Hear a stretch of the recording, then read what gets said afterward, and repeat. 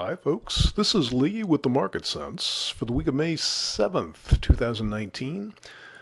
The charts from this presentation are given to us by Gettess and their Trade Navigator software, and we call this Market Sense. It may not make a lot of sense this week for reasons we'll get into here.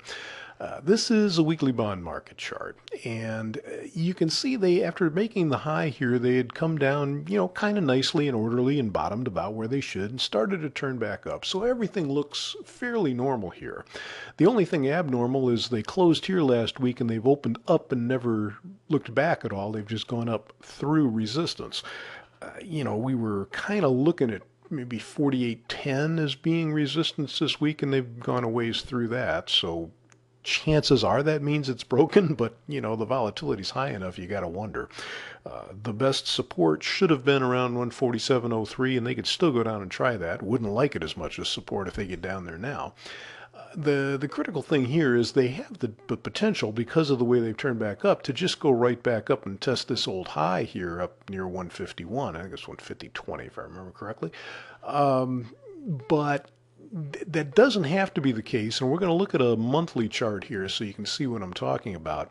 If you look at the monthlies, we get two things. First, we have the upper band, which is about 148.30, 149, right in there, so there is good resistance here. Also, last month was an inside month, and so far this month, only 7 days old, granted, but this month is inside of that month. So if you look at it from a monthly standpoint, not much of anything has happened here, although they do look fairly healthy. After the lows here at the end of last year, they are riding up the middle moving average and actually looking fairly strong. Point is just this: when you combine these time frames, this doesn't look nearly as bullish as the daily or weekly does, so it kind of tempers the expectations. But boy, there's nothing on this chart that says they can't be right back at this high. It just isn't quite as certain a thing as it is when you look at the weeklies. Now, looking at stocks, boy, this is just so different here. They closed so strong last week, closed up near the highs, not right at the highs, but near the highs, and everything just looked positive. There was absolutely nothing as of last Friday's close to clue you in that they were going to open down here Sunday night.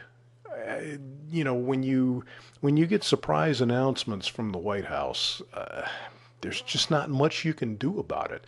And you have CEOs of major corporations and everybody caught completely off guard and flat-footed by the plan to double tariffs.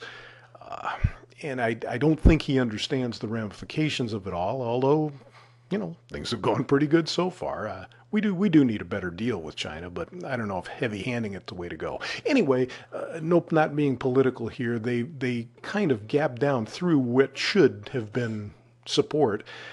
That's kind of the 29-24 area here, and once they gap below that, gosh, more support here at 28.96. They've gone considerably through that.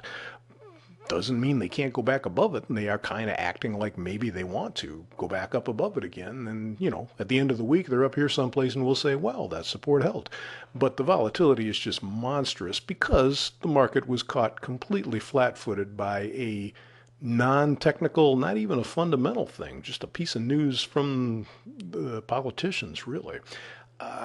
If you try to look at this technically, it's possible they could go down to the middle Keltner channel here, 28.16. I mean, we haven't seen a move down like that for a while. That wouldn't be out of the question.